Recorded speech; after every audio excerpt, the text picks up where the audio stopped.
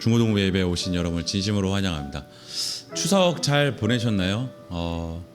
얼굴들은 잘 못 보내신 것 같은데 확실히 예전보다는 추석이 긴 느낌이었는데 저는 여러분들한테는 어떻게 느꼈을지 모르겠습니다.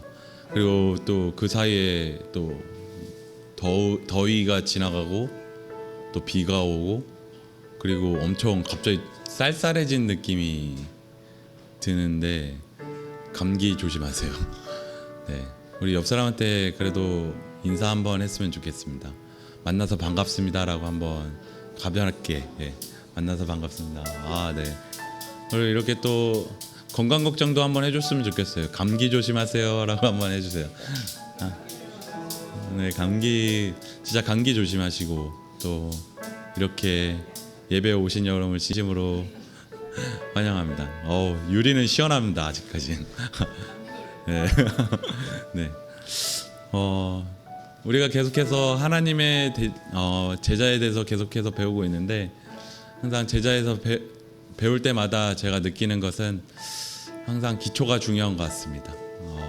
뭐든지 배울 때는 기초가 중요한 것 같습니다. 그런 기초가 되시는 우리 주님께서 계속해서 여러분들을 넘어지지 않게 잡아주시고 또 흔들리지 않게 계속 붙잡아 주시는 것을 삶에서 느꼈으면 좋겠습니다. 항상 찬양 준비할 때마다 많이 힘들거든요. 어떠한 멘트로 또 어떠한 찬양으로 다가가야 될지. 우리 친구도 항상 표정은 일관성이 있거든요.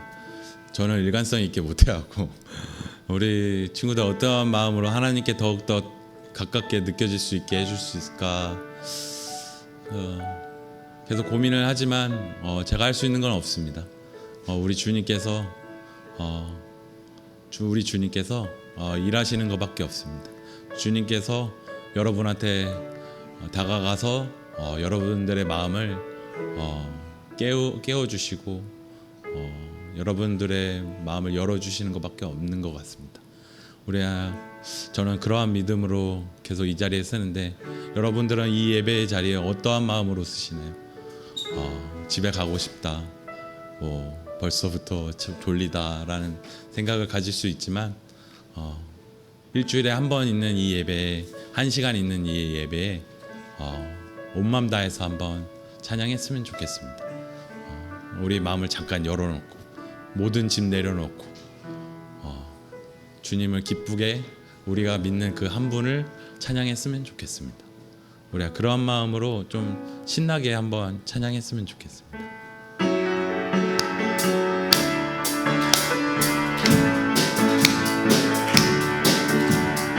주님 같은 반석은 없도다. 찬양받기 합당하신 이름 변치 않으시는 구원의 반석 진실하신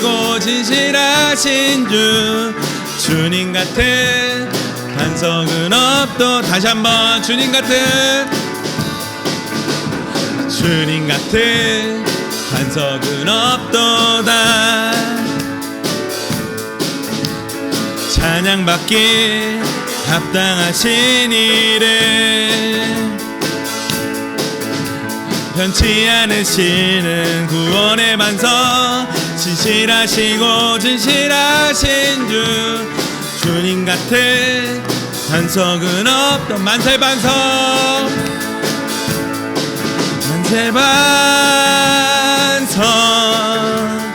예수의 반석 만세 반석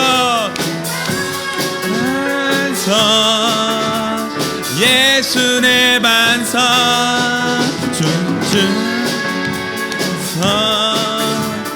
예수의 반석 주님 같은 반석은 우리 마지막으로 만세 반석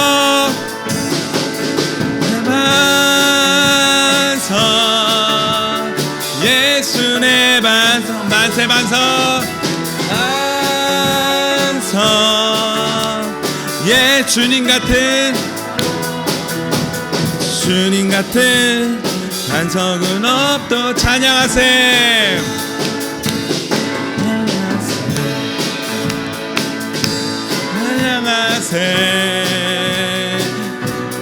우와 함께 소리 높여 찬양하세.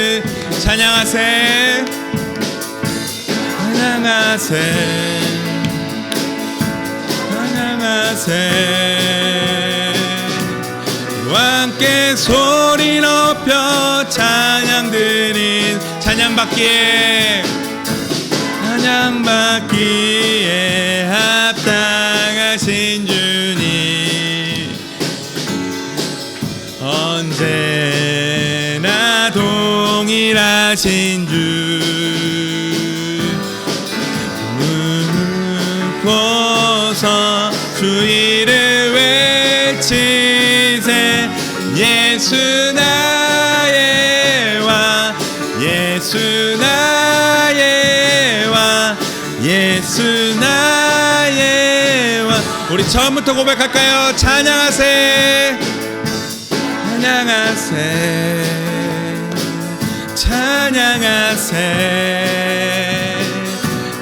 함께 소리 높여 찬양드리세. 찬양하세.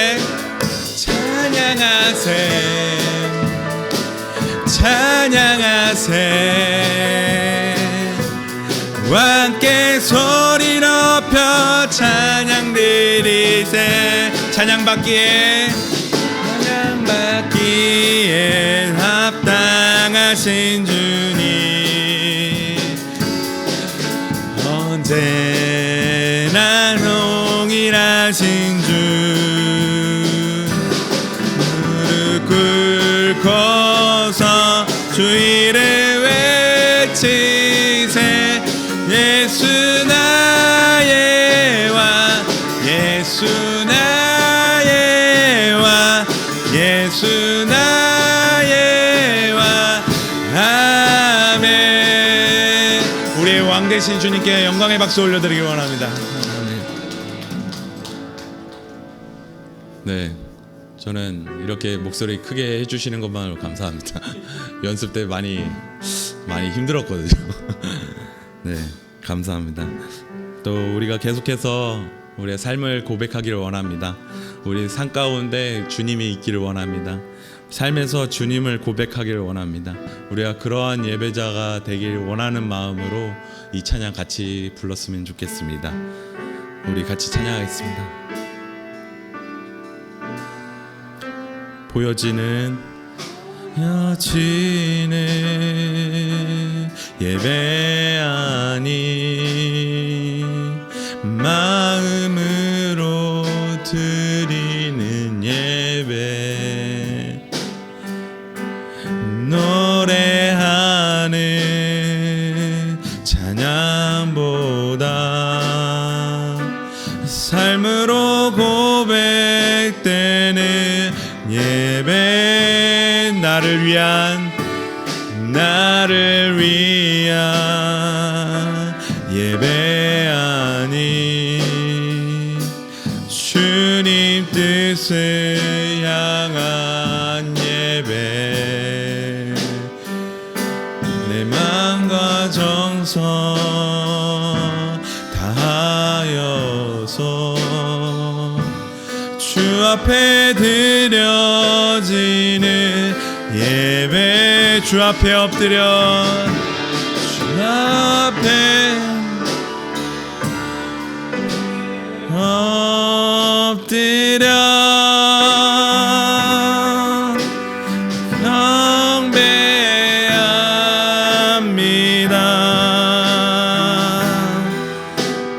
온전한 예배 내 맘의 예배 내 모든 것 받기 합당하신 분 주 앞에 엎드려 예배합니다.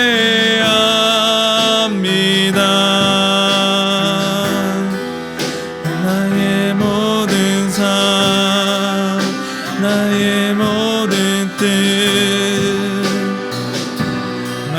앞에 순종하는 삶의 예배 드리기. 우리 처음부터 고백할까요? 보여지는 예배 아니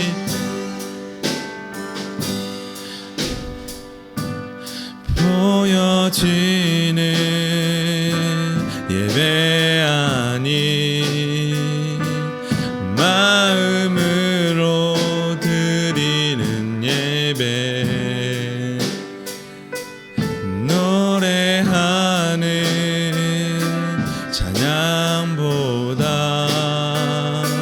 삶으로 고백되는 예배 나를 위한 예배 아니 주님 뜻을 향한 예배 내 맘과 정성 다하여서 주 앞에 드려지는 예배 주 앞에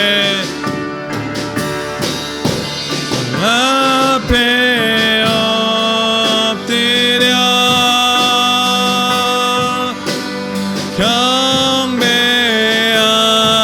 경배합니다. 온전한 예배 내 맘의 예배 내 모든 것 받기에 합당하신 분 주 앞에 엎드려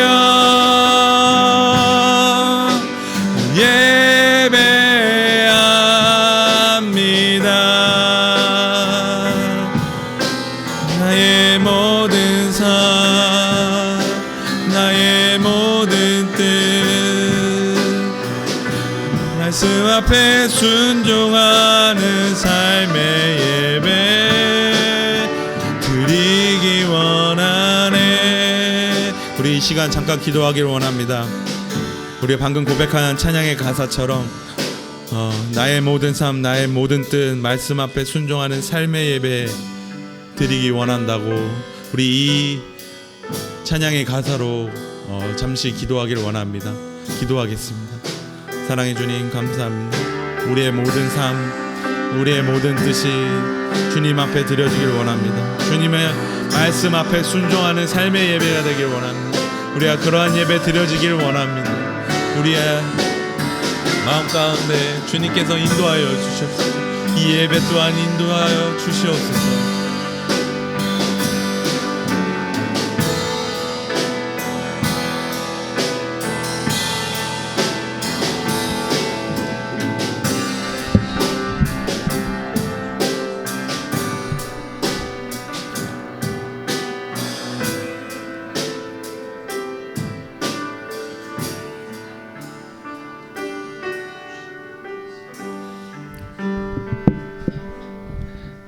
너희는 하나님께 능력을 돌릴지어다. 그의 위엄이 이스라엘 위에 있고 그의 능력이 구름 속에 있도다. 하나님이여 위엄을 성소에서 나타내시나이다. 이스라엘의 하나님은 그의 백성에게 힘과 능력을 주시나니 하나님을 찬송할지어다. 하나님은 영이시니 예배하는 자가 영과 진리로 예배할지니라. 아멘.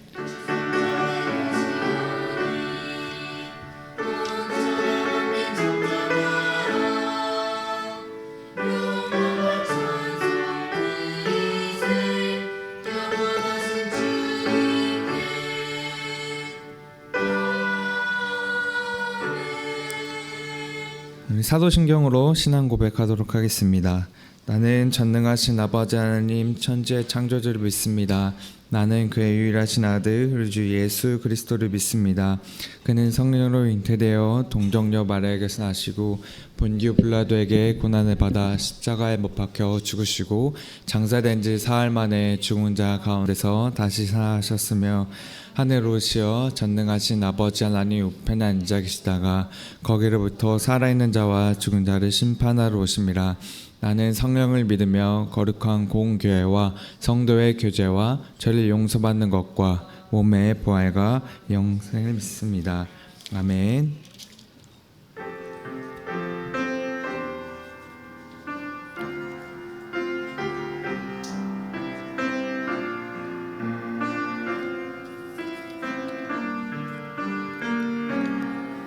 우리 모두 예배하는 자 되어 온전히 영과 진리로 주를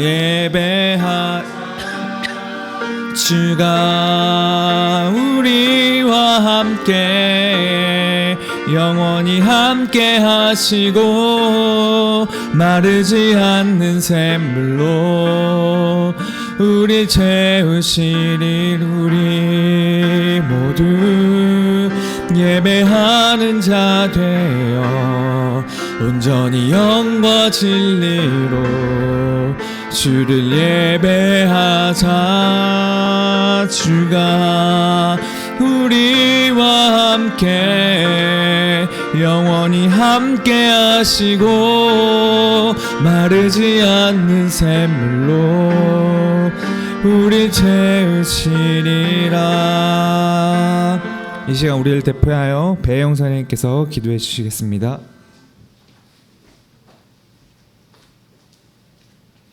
다 같이 기도드리시겠습니다. 사랑하는 하나님 아버지, 끝나지 않을 것만 같던 무더위가 지나가고 선선한 공기를 맞이할 수 있게 하여 주신 창조주 하나님께 감사드리며 한 주간의 삶도 지켜주사 이렇게 예배 자리에 모여 함께 예배드리게 하여 주심에 감사합니다. 지난 주간에는 추석 명절을 맞이하여 고단했던 육신의 쉼도 허락해 주시고 사랑하는 사람들과 즐거운 시간을 누리게 하여 주심도 감사드립니다.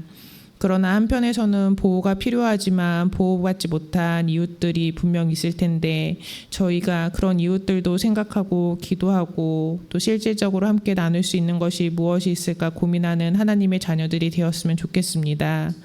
하나님, 우리 학생들 각자 감내해야 하는 무게들이 있을 텐데 너무 지치거나 고된 마음 들지 않게 하여 주시고 지혜를 더해 주사 일상이 환팍해 되는 은혜가 있을 수 있게 도와주시옵소서.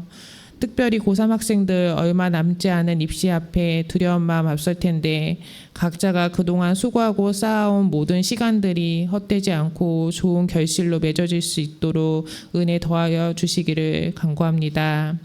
귀한 찬양의 소리로 봉사하는 유빌라테 찬양대원들 삶을 평안케 하여 주시고 그 찬양의 소리가 날로 하늘의 은혜를 쌓는 음성 될 수 있도록 도와주세요.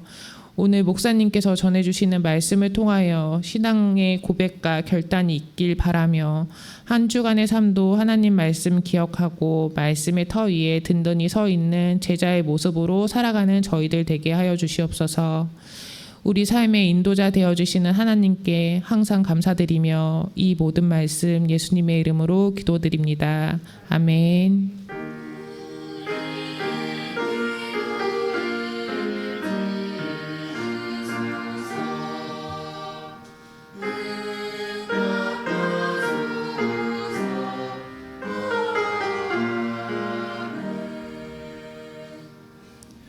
오늘 하나님께서 주신 말씀은 마태복음 7장 24절에서 27절 말씀입니다. 마태복음 7장 24절에서 27절 말씀입니다. 네, 다 찾으신 줄 알고 우리 한 절씩 번갈아 가면서 읽도록 하겠습니다. 그러므로 내가 하는 말을 듣고 그대로 실천하는 사람은 바위 위에 집을 지은 지혜로운 사람과 같다.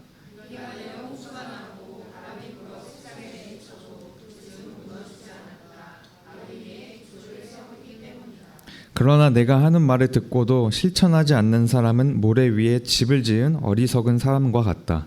비가 내려 홍수하고 바람이 불어 세차게 내리치니 그 집은 여지없이 모두 다 무너졌다.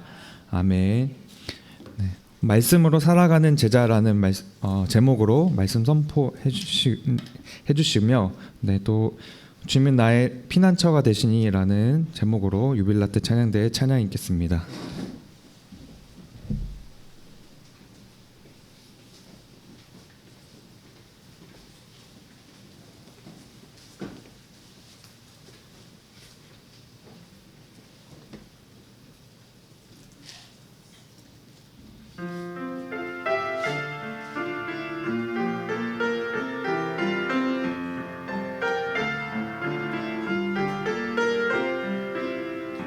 주님은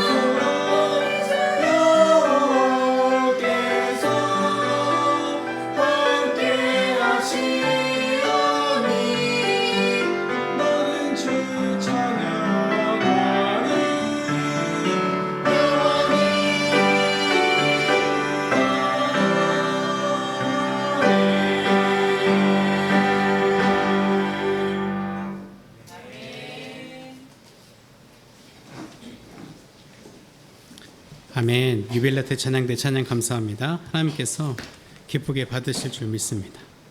오늘은 말씀으로 살아가는 제자라는 제목으로 하나님 말씀 나눌 텐데요.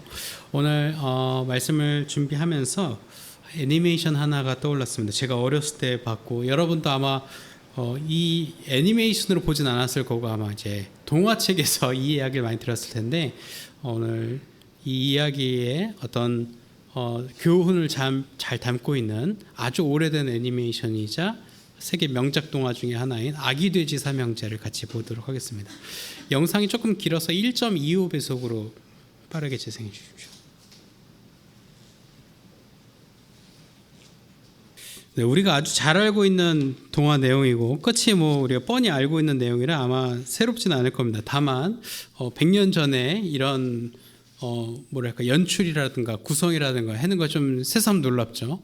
그리고 저 첫째와 둘째 혹은 셋째까지 이렇게 사이코패스들처럼 이렇게 음악에 미쳐가지고 이렇게 지금 상황도 모르고 음악을 즐기는 것도 참 재밌습니다. 근데 그런 요소들을 우리가 다 이제 어렸을 때부터 익히 봐왔겠지만 여러분들이 아마 이 아기돼지 삼형제 다시금 리마인드하면서 여러 가지 생각이 들었을 수 있어요. 각자마다 생각을 듣고 싶지만 아마 이제 여러분들의 생각이 다 비슷한 생각을 갖고 있지 않을까 생각은 들어요. 오늘은 이 아기돼지 삼형제에 나와 있던 어떤 튼튼하고 견고한 집, 어떤 지속 가능성, 또 더 나아가서는 무엇이 우리를 지켜줄 수 있고 또는 우리가 우리 스스로를 지키기 위해서 우리는 처음에 무언가를 시작하고 기초를 다져갈 때 얼마나 집중해야 하는가 그것에 대해서 조금 살펴보려고 합니다. 커서를 PPT 위로 좀 올려주시면 감사하겠습니다.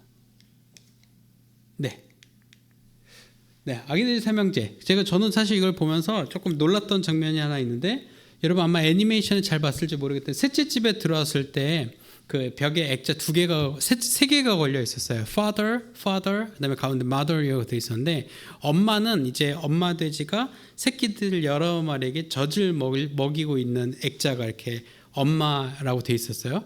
네, Father는 여러분 잘 봤는지 모르겠어요. 피아노 바로 옆에 있는데 Father가 지금 보이고 위에 뭐가 주렁주렁 있죠? 저게 소세지예요. 아버지께서 돌아가셔서 이제 간 고기가 되신 거죠. 이렇게 가공육이 되신 아버지.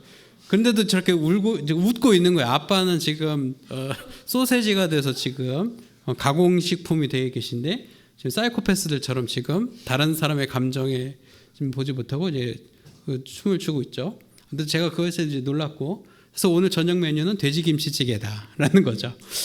다시 이야기로 돌아와서 여러분 모래성을 한번 만들어 본 적이 있는지 모르겠어요. 모래성을 만들다 보면은 사실은 우리가 재미도 있고 이렇게 모래를 만들면서 모래 장난을 하는 거죠. 그런 재미도 있지만 사실은 조금 모래만큼이나 사실 우리가 손쉽게 뭔가를 구조를 잡기가 쉬운 게 없는 것 같아요. 이 외에 다른 어떤 돌이라든가 어떤 목재를 가지고 우리가 어떤 구조를 만들려면 그것을 이어붙이는 데도 시간이 많이 필요하고 또 더 나아가서는 어떤 재료를 구하는 것부터가 좀 어렵던데 일단 해변에 가게 되면 모래를 가지고 구조를 잡는 것도 쉽고 또 이제 모래가 무한하니까 이제 바닷가에는요.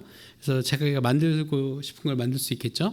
그래서 지금도 이제 서구 유럽에서는 해안 지역에서는 모래탑 만들기 어떤 대회 같은 거 있죠. 누가 가장 멋있게, 누가 가장 아름답게 모래로 구조를 만들고 건축을 하느냐 그런 걸 이제 겨루는 대회가 있을 정도예요. 근데 이 모래성을 만들어 본 분도 아시겠지만 여러분 모래성을 만들어 봤겠지만 모래성을 만들 때 막 이거를 평생 내가 여기다가 두고 가겠다 그런 마음으로 짓는 사람은 없을 겁니다. 그렇죠? 물론 아이들은 이제 막 이런 컵 같은 거 가져가서 모래성을 만들지만 파도가 쑥 와가지고 다 이렇게 뭉개 놓으면은 막 서운해하면서 막 파도한테 짜증을 내기도 하겠죠. 근데 조금 더 생각이 있으면 좀 안쪽으로 와서 파도의 영향이 닿지 않는 곳에 저렇게 이제 모래성을 만들겠죠.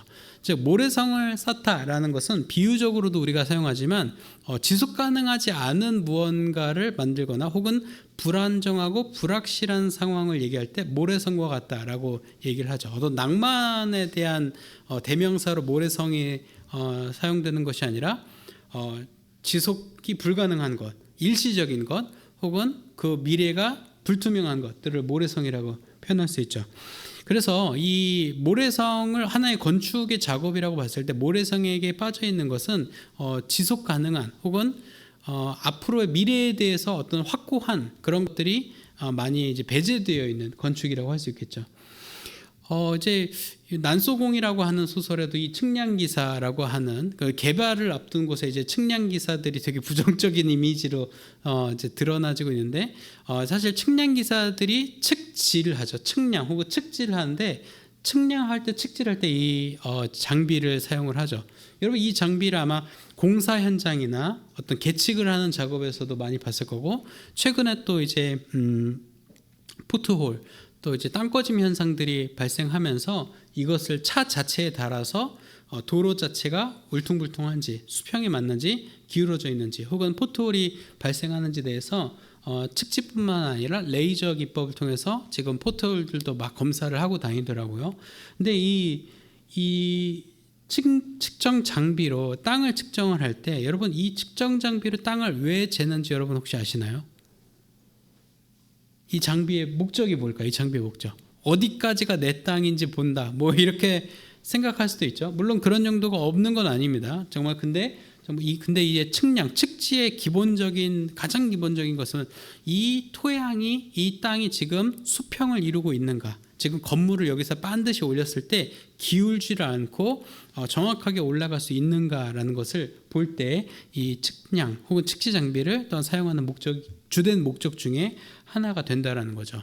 만약에 토양 자체가 기울어져 있는 상태라면 그 위에 건물을 그대로 이제 올린다면 이 건물은 일단은 중력의 영향에 의해서 이쪽 부분에 하중이 더 많이 쓸리게 되고 점차 기울어지거나 이쪽 부분 외벽에 균열이 일어나게 될 것입니다. 그만큼 기초를 쌓는 작업에 있어서 수평을 잡는 것은 중요하고 또 그 수평이 잘 맞았다면 그 수평에다가 견고하게 기초 공사를 하는 것이 중요하죠. 요즘 대부분의 건축들은 지하 주차장 혹은 지하 공간들을 만들다 보니까 땅을 조금 어느 정도는 파고 내려가는데 단층으로 즉 지하 공간이 없는 지상으로만 건물을 짓더라도 최소한 땅 지하로 한 1m에서 2m 정도는 파고 지하 기본 공사를 합니다. 그러니까 기초 공사를 하는 거죠. 굴토 공사라고도 하는데 굴토 공사의 목적은 토를 파내고 거기에 이제 기반이 되는 콘크리트 구조물을 세우고 그 위에서부터 이제 1층 혹은 로비층이 쌓아져 올라가는 목적이죠. 이것이 기초가 중요한 것이 수평이 맞고 기초가 단단해야만이 건물이 오래 서 있을 수 있고 오랫동안 유지될 수 있기 때문입니다. 그래서 지금의 그런 건축 기술을 통해서 우리 이제 스카이스크래퍼들이 이제 쫙 펼쳐져 있을 수 있게 되는 거죠.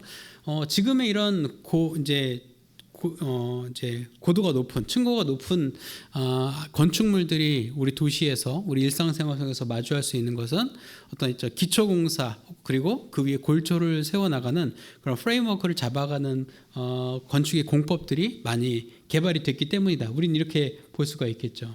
그런데 오늘 성경 말씀은 말이죠. 우리가 건축을 하는 데 있어서 이렇게 기초가 중요하고 기본 뼈대가 중요한데 우리 신앙생활에 있어서도 뼈대 그리고 기초가 굉장히 중요하다. 그 토대가 굉장히 중요하다라는 것을 예수님께서 말씀하시면서 그 기초에 예수 그리스도가 있음을 분명하게 드러내고 있습니다. 여러분 아마 예수님께서 이 이야기를 하신 이 장면은 여러분이 익히 알고 있는 산상수훈이라고 하는 메시지 안에 있습니다. 우리가 오늘 마태복음 7장의 말씀을 읽었는데 마태복음 5장, 6장, 7장 이 세 장에서는 산에서 가르치신 이야기 산상수훈의 내용들을 담고 있습니다. 여기서 예수님께서 여러 이야기들을 하셨는데 그 가르침의 맨 마지막을 장식하는 것이 오늘의 기초에 대한 이야기예요. 예수님께서는 반석이라는 표현을 사용하시면서 하나님이 우리의 반석이 되신다라고 말씀하셨습니다. 오늘 김일종 선생님께서 앞에서 찬양 인도하실 때 첫 찬양이 뭐였죠? 네, 만세반석 주님 같은 반석은 없소다라는 거죠. 그것이 우리에게 이제 불려지는 고백이 된 것처럼 반석이라고 하는 것은 뭐 여러 표현으로 쓸 수 있지만 오늘 처음에 제가 말씀드린 어떤 기초공사, 기반함, 주춧돌 이렇게 볼 수가 있겠습니다. 이 공사를 할 때 주춧돌이 중요한 것처럼 우리 신앙생활의 주춧돌은 주님이시다, 하나님이시다라는 거죠.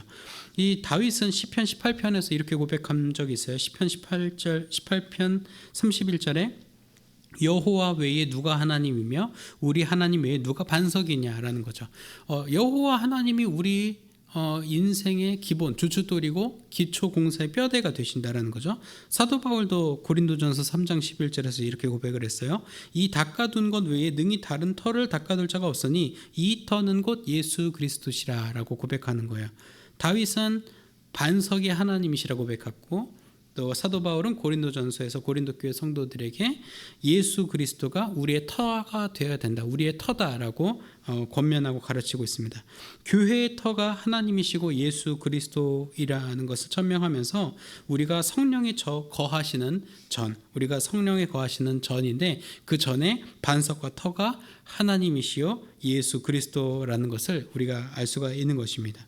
그렇다면 우리는 이런 예수님을 반석으로 하는, 예수님을 주춧돌로 하는 공사, 그 신앙의 집이라고 하는, 이 신앙생활이라고 하는 집을 지어가는 과정에서 어떻게 이 신앙생활의 집을 지어갈 수 있을까라고 한다면 24절에, 오늘 24절 말씀 다시 한번 읽어볼까요?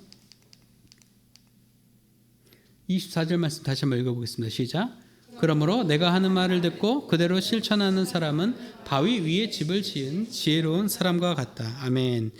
우리는 하나님의 말씀을 듣고 그 말씀을 이제 실천해 내는 거죠. 살아감으로써 반석이신 예수 그리스도의 집을 짓는 것입니다. 그래서 예수님께서도 24절에 분명하게 실천하는 사람이라고 분명히 얘기하십니다. 즉 반석의 집을 짓는 지혜로운 행동, 지혜로운 사람은 어디에 비유할 수 있느냐? 바로 실천하는 사람이다라는 거예요. 말씀을 듣고 실천하는 사람이 비유적으로 이른다면 기초를 탄탄히 한 집을 짓는 사람과 같다는 거죠. 즉 신앙생활에 있어서 집을 우리가 잘 짓는다는 것은 실천해야 한다는 거죠. 그래서 오늘 우리가 본문 말씀에선 드러나지 않았지만 이 앞에서 이 가르치신 내용에서도 20절에 뭐라고 말씀하시냐면 그들의 열매로 그들을 알리라 라고 말씀하셨던 겁니다. 우리가 이제 대명절 추석을 맞이했는데 원래 추석이 수학에 대해서 감사하는 절기의 성격을 담고 있죠. 그래서 오곡백과에 대해서 조상에게 감사하는 건데 이제 성경적으로 보면 사실은 이 모든 것을 허락해 주신 우리 하나님께 감사함이 마땅한 것이죠. 근데 여러분 나무를 볼 때 나무의 이름이 보통 어떻게 지어지나요? 보통 그 나무가 가지고 있는 열매를 통해서 나무 이름이 정해집니다. 사과나무를 다른 나무라고 부를 수 있을까요? 배나무, 감나무 다른 이름으로 부를 수 있을까요? 포도나무 다른 이름으로 부르기가 어렵습니다. 물론 학명이 있죠. 학명도 있고 뭐 어떤 종목 이런 거에 따라서 우리가 구분은 할 수가 있겠지만 그냥 사과나무는 사과나무예요. 왜? 사과가 열리니까요. 배나무는 감나무는 그렇게 불립니다. 참외 넝쿨은 수박 넝쿨은 그렇게 불립니다. 왜 그렇게 해요? 거기서 수박이 나고 참외가 열리고 감나무, 배 다 열매가 맺히기 때문입니다. 그 열매가 곧 그 나무의 이름이 되고 정체성이 되고 그 나무의 실존이 되는 거죠. 달리 말하면 우리 일상 속에서 어떤 실천, 어떤 행동, 태도, 판단들이 일어나는가가 우리가 어떤 사람인지를 보여준다는 거죠. 그리고 그것이 우리의 신앙생활의 기초가 된다라고 우리 주님께서는 가르쳐 주신 것입니다. 이것을 이 팔레스타인 상황에서 조금 비유해 보면은 여러분 이제 아마 팔레스타인뿐만 아니라 유럽 대부분이 그런데 우리나라가 정말 축복받은 나라인 게 뭐냐면 여러분 목마르고 물 마시고 싶을 때 어떻게 마시나요? 보통 물을 사 드시죠, 그렇죠? 혹은 뭐 탐사수나 이렇게 집에 삼다수나 주문해서 드실 거예요. 근데 우리나라는 사실은 아리수라고 하는 이제 수도권에 살던 상관이 없이 수돗물을 마셔도 문제가 없습니다. 또 수돗물로 여러분 샤워를 하거나 머리를 감으면 어때요? 뭐 개운하고 그러잖아요. 근데 여러분 아마 유럽권이나 중동권에서 여행을 해보신 분은 아시겠지만 수돗물 마실 수가 없습니다. 포트에 끓여 먹는 것도 불가능합니다. 샤워하고 머리를 감잖아요. 머리가 뻣뻣해지고 까끌까끌해집니다. 왜 그럴까요? 그 물 안에 기본적으로 석회질을 갖고 있기 때문에 석회질을 걸러낼 수가 없어요. 근데 저희 나라는 석회질이 없는 완전 내추럴 미네랄 워터들이 이제 사용되고 또 그것이 수돗물로 사용이 되고 있으니까 전혀 그런 게 없죠. 그래서 유럽 사람들이 한국에 와서 놀라는 것이 참 많지만 머리 감을 때 신세계를 경험한다 그래요. 이게 진짜 내 머리였어 그런다는 거죠. 거기는 아무리 좋은 샴푸나 어떤 어메니티를 사용해도 몸이 뻣뻣하고 약간 미끌미끌한 거죠. 또 이제 몸도 미끌미끌하고 이런 게 남아 있는데 그렇다는 거죠. 그것이 이제 석회의 토양을 갖고 있기 때문인데 팔레스타인도 마찬가지입니다. 이 석회로 된 지반과 이제 암석 속에서 계속 풍화를 통해서 석회 성분의 이제 토양이 형성이 된 거죠. 그래서 석회의 또 여러분 특징 알잖아요. 석회에 물이 닿으면 어떻게 되죠? 침식이 일어납니다. 그렇죠? 알고 계실 거예요. 그래서 석회암 집안엔 동굴도 생기고 그러죠. 그렇기 때문에 이 팔레스타인 지역이든 또한 예루살렘을 포함한 중동 지역에서는 건물을 지을 때 주춧돌의 역할이 굉장히 중요했습니다. 이것이 결여되어 있는 건물이 무너지거나 기울거나 하는 일들이 빈번했기 때문이에요. 그래서 지금도 유적에 가면은 유적 밑에 저희 하단 부분에 주춧돌 혹은 기초공사 작업이 되어 있는 것을 알 수 있습니다. 이것을 달리 말해 쉽게 말하면 석회질 토양을 다 걷어내고 밑에 기반암이 나올 때까지 걷어내는 거예요. 계속 파내는 겁니다. 그래서 기반암이 나오면 거기다가 이제 집을 짓는 거죠. 그러면 기반암은 부식도 되지 않고 또 석회 성분도 없다 보니까 튼튼하게 집을 지을 수 있기 때문인 거죠. 이런 기반을 찾아서 그 기반에서 건물을 쌓아 올라가는 것을 오늘 성경은 말씀에서 그 신앙생활을 시작하는 것에 비유하고 있습니다. 행동으로 실천하지 않는 신앙 고백은 모래 위에 집을 짓는 어리석은 사람이라고 우리 주님께서 가르치셨는데, 여기서 이제 어리석은이라고 표현된 것은 모로스, 이게 이제 구약 히브리어로는 나발인데, 나발은 이 분은 나팔이 아니에요. 나발이라고 하는 단어인데 이 나발이라고 하는 것이 어리석은이라는 뜻이에요. 근데 이 어리석은이라는 나발의 뜻의 히브리어 어원을 찾아보면 어떻게 되냐면 구원과 관련된 것, 하나님과 관련된 것을 무시하고 모른 척하고 경멸하는 행위, 그러한 자아를 가리키는 거예요. 즉 성경이 말하는 어리석음은 하나님을 하나님을 이제 가볍게 여기는 거죠. 혹은 무시한다는 것입니다. 즉 하나님의 말씀 또 예수 그리스도의 복음을 중요하게 여기지 않는 신앙생활을 하는 사람은 어리석은 사람이고, 그 어리석은 사람을 공사에 빗대었을 때는 모래 위에 집을 짓는 사람이라고 빗대어 놓으신 거죠. 그렇기 때문에 25, 6, 7절 우리가 함께 읽은 말씀 속에서 드러나는 것은 반석 위에 집을 지은 사람과 모래 위에 집을 지은 사람이 구분되고 드러나는 때에 대해서 이야기하고 있습니다. 다시 한번 이야기 말씀으로 돌아가서 26절 7절 같이 읽어보겠습니다. 시작. 그러나 내가 하는 말을 듣고도 실천하지 않는 사람은 모래 위에 집을 지은 어리석은 사람과 같다. 비가 내려 홍수가 나고 바람이 불어 세차게 내리치니 그 집은 여지없이 모두 다 무너졌다. 건축물도 사실은 이런 풍파 앞에서 견뎌내기 어렵죠. 기초공사가 되어 있지 않다면요. 신앙생활도 마찬가지입니다. 여러분 여기 계신 선생님들이 인생의 어떤 시행착오나 낙관과 역경과 그래 힘든 것이 없이 평온하게 여기까지 온 것처럼 보일지 모르겠어요. 하지만 우리 선생님들 일상 속에서 또 믿음 지키면서 또 가정 안에서 또 일터에서 또 사회 안에서 수많은 고민과 염려와 근심과 걱정을 뚫고 지금 여기까지 걸어오신 거죠. 신앙의 베테랑들이신 거죠. 그래서 저희 선생님들 또 우리 을지로교에 있는 신앙의 선배들 보면서 여러분이 가져야 될 생각은, 이분들이 그냥 뭐 걱정 없이 하하호호 이렇게 살아가는 것처럼 보이지만 인생의 풍파, 강력한 그런 바람, 이런 바람들이 불어왔을 때 쓰러지지 않고 지금까지 묵묵히 여기까지 올 수 있었던 것은 반석 위에 든든하게 서 있었기 때문이라는 겁니다. 즉 욥의 고백처럼 그러나 내가 가는 길을 그가 아시나니 그가 나를 단련하신 후에는 내가 순금과 같이 되어 나오리라라는 고백이 삶으로 드러나고 있다는 거죠. 즉 믿음 위에 말씀 위에 든든히 서 있기 때문에 그것이 삶의 어떤 행동에 그리고 가치관에 영향을 분명히 끼친다는 거죠. 그래서 우리가 믿음 위에, 즉 말씀 위에 우리가 견고하게 믿음의 터를 세운다고 하는 것은 앞으로 다가올 바람, 풍파 등등등에도 우리가 무너지지 않은 견고한 믿음의 집을 짓는 기초이자 시작이 된다는 것입니다. 마지막으로 우리가 프랭크 로이드 라이트라고 하는 사람을 소개하려고 해요. 이 사람은 이제 미국의 대표적인 건축가인데, 이 프랭크 로이드 라이트가 지은 건축물이 굉장히 유명한 것들이 많아요. 이제 사실 그 레고의 아키텍처 시리즈에서 이 프랭크 로이드 라이트의 건축물들을 두세 개 정도 이렇게 이제 출시를 했고, 지금은 완전 값이 올라가지고 단종됐고 값이 올라서 이제 굉장히 비싸졌는데, 제가 좋아하는 작품 중에 하나가 폴링 워터라고 하는 건축이에요. 이건 실제로 있는 건축물, 이게 뭐 AI로 그린 게 아니라 폴링 워터고, 한국어로는 이게 낙수장 이렇게 번역을 해서 아나 보네요. 네, 진짜 폭포 위에 집을 저렇게 지어놓은 거예요. 건축상을 받은 것은 물론이거니와 프랭크 로이드 라이트의 대표작 중에 하나죠. 근데 이 프랭크 로이드 라이트가 미국에만 집을 지은 것이 아니라 일본에도 호텔을 하나 짓는데, 그 호텔이 바로 임페리얼 호텔입니다. 도쿄에 있어요. 지금은 이제 다른 용도로 사용돼서 재건축도 일어났지만, 이 호텔을 지을 때 에피소드가 하나가 있습니다.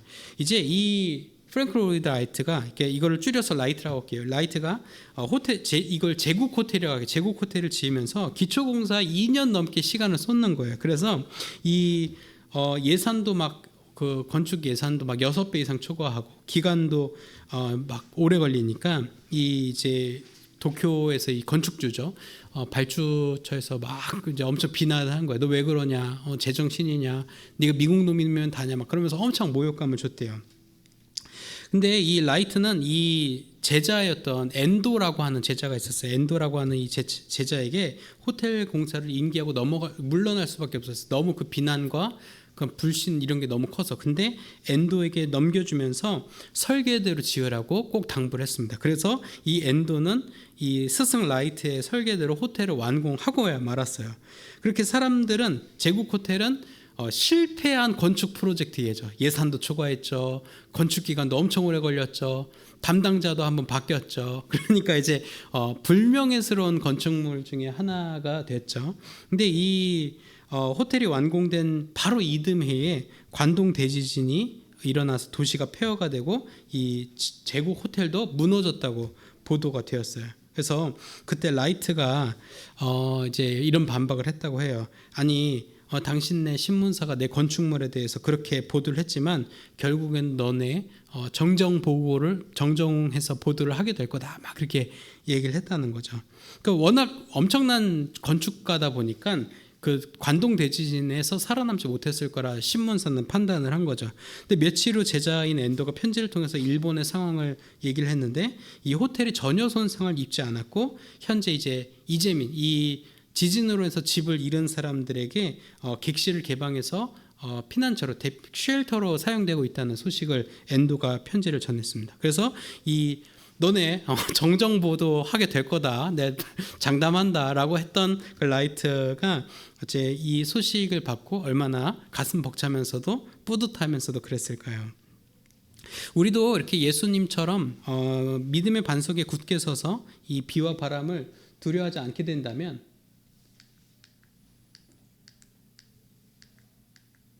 비와 바람을 두려워하지 않게 된다면 우리 날마다 어떤 설렘으로, 기쁨으로 살아갈 수 있을 것입니다. 그리고 하나님의 능력이 우리 가운데 분명히 기초가 탄탄한 건축물처럼 우리를 견고하게 떠받치고 있다는 그 인식과 의미를 갖고 있다면 우리는 하나님의 일을 해나가는 자녀가 될 것이 분명합니다.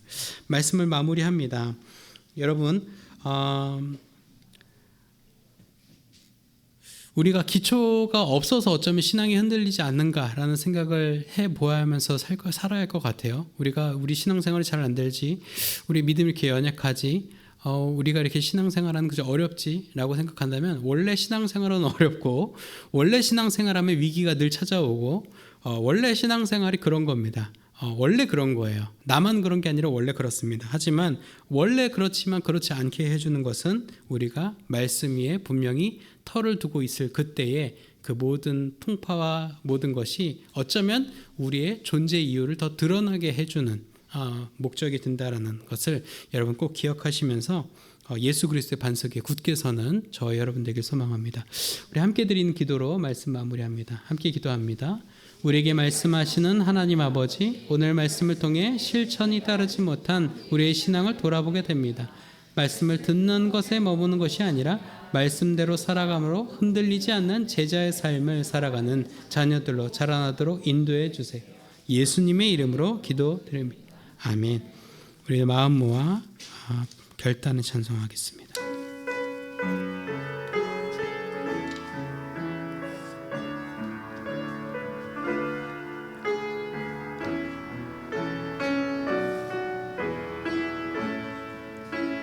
하나님의 부르심. 하나님의 부르심에는 후회하심이 없네. 내가 이 자리에 선 것도 주의 부르심이라. 하나님의 부르심에는 결코 실수가 없네. 나를 부르신 하나님의 신실하신 작은 나를 부르신 뜻은, 작은 나를 부르신 뜻을 나는 알 수 없지만 오직 감사와 순종으로 주의 길을 가리라. 때론 내가 역해져도 주님 날 도우시니 주님 놀라운 그 계획을 나는 믿으며 살리. 날 부르신 뜻, 날 부르신 뜻 내 생각보다 크고 날 향한 계획 나의 지혜로 측량 못하나 가장 좋은 길로 가장 완전한 길로 오늘도 날 이끄신 빈 날 부르신 뜻,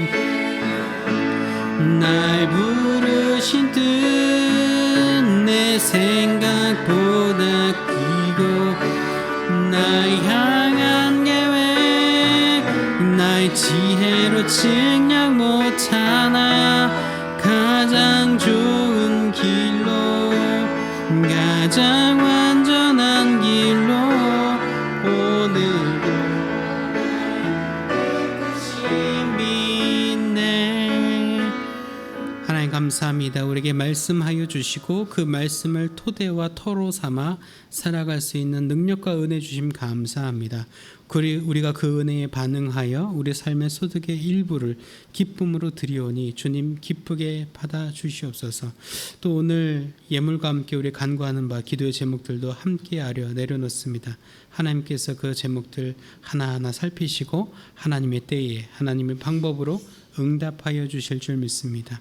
오늘 예배에 참여하지 못한 심령과 예물 드리지 못한 손길 위에도 동일한 은혜와 복을 허락하여 주실 줄 믿으며 우리 주님 예수님 이름으로 봉헌 기도 드립니다. 아멘. 다 같이 일어나셔서 결단 파송에 찬송하시겠습니다.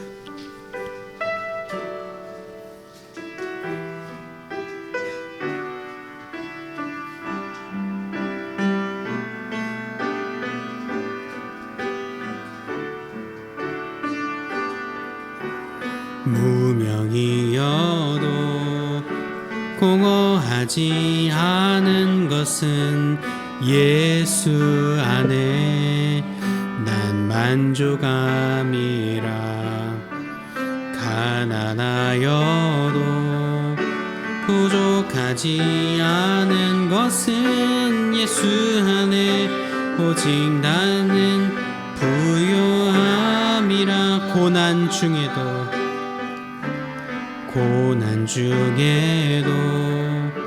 견뎌낼 수 있는 것은 주의 계획 믿기 때문이라. 실패하여도 일어설 수 있는 것은 예수 안에 오직 나는 승리함이라. 난 예수로 난 예수로 충만하네. 난 예수로 충만하네. 난 예수로 충만하네. 영원한 왕의 안에 닿게. 난 예수로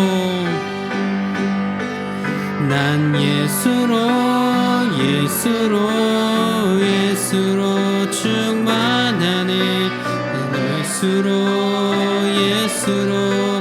예수로 충만하네. 난 예수로 충만하네. 영원한 왕 내 안에 살아계시네. 우리를 죄와 어둠 속에서 건져 하나님의 자녀 삼아 주신 주 예수 그리스도의 구속의 은혜와 역사의 주인이신 우리 아버지 하나님의 무한하신 그 사랑하심과 보혜사 성령님의 내주교통 형통하게 하시는 역사가 오늘 말씀을 기억하며 예수 그리스도와 하나님을 반석과 터로 삼아 성령이 내주하시는 전을 견고히 세워가기로 결단하며 나아가는 이 자리에 고개 숙인 을지로교회 중고등부 자녀들과 우리를 지도하시는 선생님들과 주님의 몸된 을지로교회와 우리의 가정과 학교와 일터 위에 우리 조국 대한민국 위에 특별히 이번 주간 진행되는 예장통합 총회 위에 이제부터 영원까지 함께 하옵시기를 간절히 축원하옵나이다. 아멘.